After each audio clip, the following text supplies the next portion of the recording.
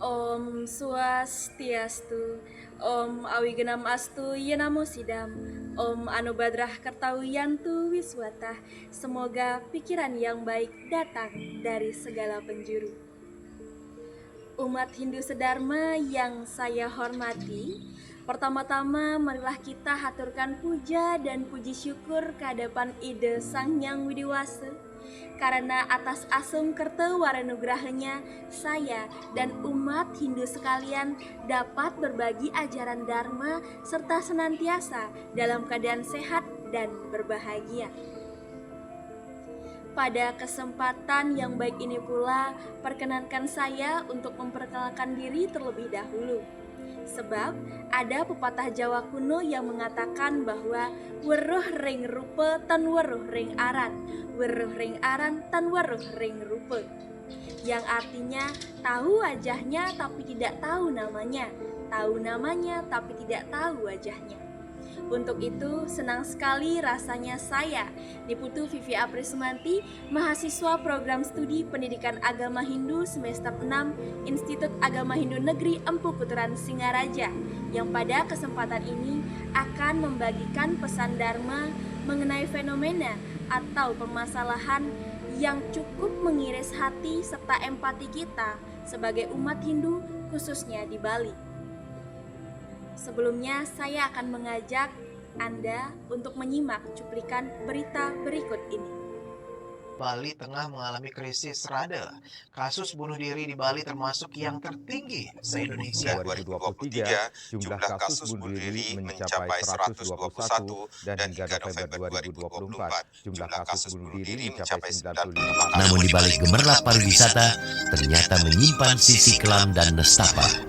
Bali menduduki peringkat pertama provinsi dengan tingkat bunuh diri tertinggi di Indonesia. Menurut data Pusat Informasi Kriminal Indonesia atau Pusiknas, tingkat bunuh diri di Bali mencapai 3,07. Itu artinya, per 100.000 penduduk Bali ada 3 orang yang memilih mengakhiri hidupnya sendiri. Umat Hindu sedharma dimanapun berada, melihat berita-berita tersebut, apa yang sekiranya dapat kita tangkap? Ya, kasus ulah pati atau bunuh diri yang akhir-akhir ini kembali terjadi di kalangan masyarakat Hindu Bali. Berangkat dari kasus tersebut, maka judul pesan Dharma yang akan saya bawakan dalam video ini adalah Punarbawa sebagai wahana memperbaiki kualitas diri serta refleksi terhadap maraknya kasus ulah pati di Bali. Baiklah umat Hindu sedharma sekalian, namun penting untuk saya sampaikan terlebih dahulu bahwa penyampaian pesan Dharma ini bukanlah untuk menggurui umat sekalian, melainkan untuk menjadi penambah pemahaman serta sarana refleksi hidup bagi kita semua. Umat Hindu sedharma yang berbahagia, dalam ajaran agama Hindu, kita mengenal adanya 5 keyakinan yang dalam hal ini disebut sebagai Pancasrada. Salah satu bagiannya yakni Punarbawa. Apabila kita menelisik dasarnya terlebih dahulu, Punarbawa ini memiliki akar kata punar dan bawa. Punar berarti lagi dan bawa berarti menjelma, sehingga Punarbawa diartikan sebagai kelahiran berulang ke dunia.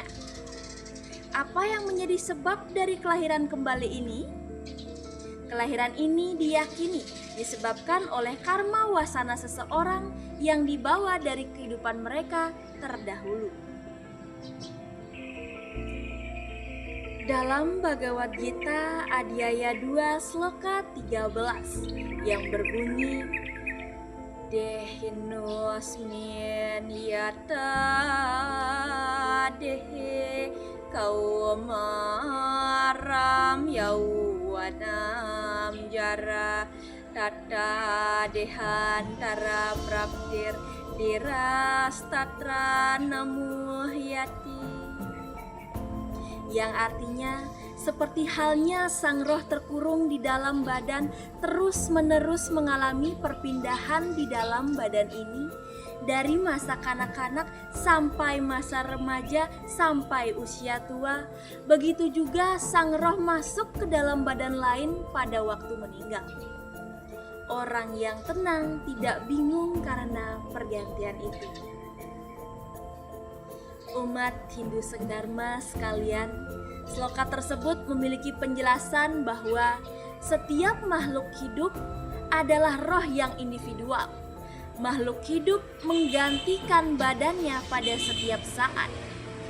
Kadang-kadang ia berwujud sebagai anak-anak, kadang-kadang pula sebagai remaja, dan kadang-kadang pula sebagai seorang lansia. Umat Hindu Dharma, apabila kita bayangkan kehidupan ini sebagai sebuah game yang sangat seru. Ketika kita kalah, apa yang biasanya terjadi? Biasanya kita akan diminta untuk mengulang kembali permainan dengan versi terbaru, daya yang baru, bahkan diulang dari nol. Untuk apa? Untuk membenahi strategi permainan dan belajar dari kesalahan pada permainan sebelumnya, dengan harapan dapat mencapai level yang lebih tinggi. Nah, konsep tersebut ternyata mirip dengan konsep Punarbawa dalam ajaran agama kita. Namun, istimewanya di sini adalah Punarbawa memiliki makna yang lebih mendalam.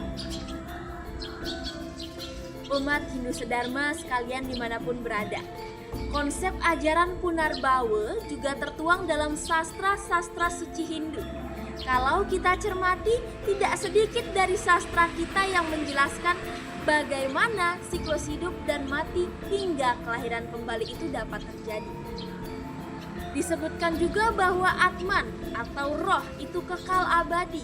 Ia tidak mati, hanya berganti pakaian atau badan sesuai dengan karma atau perbuatan yang telah diperbuat di kehidupan sebelumnya. Umat Hindu sekalian, jika kita analogikan, kita memiliki banyak kostum. Nah, di setiap kehidupan adalah kesempatan untuk memakai kostum yang berbeda dengan tantangan dan pelajaran yang berbeda pula tentunya. Umat Hindu Dharma yang berbahagia, ajaran Hindu yang kita miliki seyogyanya dapat menjadi pedoman atau suluh penuntun dalam kehidupan ini. Namun ternyata apabila kita lihat di sekeliling kita, kasus ulah pati atau bunuh diri akhir-akhir ini mulai marak terjadi, baik di kalangan remaja hingga dewasa sekalipun. Fenomena ini tentu menarik perhatian sekaligus empati kita sesama umat beragama. Alasan atau motif yang melatar belakangi aksi bunuh diri yang dilakukan begitu beragam. Mulai dari masalah ekonomi, keluarga, hubungan, hingga sakit dalam diri mereka yang tak kunjung sembuh. Umat Hindu sekalian, dalam kesempatan yang baik ini pula, ingin saya sampaikan mengenai salah satu sloka yang kita miliki dalam sastra suci Hindu kita. Dalam kitab Sarasta Muscaya sloka 4 yang berbunyi, apan iking dadi wewang utama juga ye, nimitaning mangkana wenang ye tumulung awaknya saking sangsara, maka sedanang subekarma hinganing pertamaning dadi wewang itu. Yang artinya menjelma menjadi manusia adalah yang sangat utama karena ia dapat menolong dirinya sendiri dari kesengsaraan dengan jalan berbuat baik. Umat Hindu Dharma sekalian dimanapun berada, apabila kita pahami sloka tersebut sejatinya tiada kelahiran yang tidak bermakna, tiada kelahiran tanpa tujuan, dan tiada kelahiran tanpa pendampingan Tuhan. Masalah yang kita hadapi dalam hidup memang menjadi tantangan dalam menebus segala karma kita. Namun, bukan berarti dengan memilih jalan bunuh diri untuk mengakhiri kehidupan ini, kita akan menemukan kebebasan hidup yang sesungguhnya. Sejalan dengan fenomena yang menyayat hati ini, diingatkan pula kita sebagai umat untuk menjauhi perbuatan ulah pati. Sebab, dalam lontar Parasara Dharma Sastra dikatakan, roh orang yang bunuh diri akan terkurung di alam kegelapan selama jangka waktu yang sangat lama, yaitu sekitar 60.000 tahun lamanya. Umat Hindu sedharma yang saya hormati, bunyi sastra ini kembali mempertegas bahwa apa yang kita rasa sulit untuk dijalani pada kehidupan saat ini masih belum ada apanya daripada hukuman yang akan kita terima ketika memilih jalan bunuh diri. Bukan hanya kita, namun juga kerabat, keluarga, serta masyarakat di sekitar kita juga dapat menanggung dosa dari perbuatan yang telah kita lakukan. Umat Hindu sedharma yang saya kasihi, hidup memang terkadang terasa ngejelimet.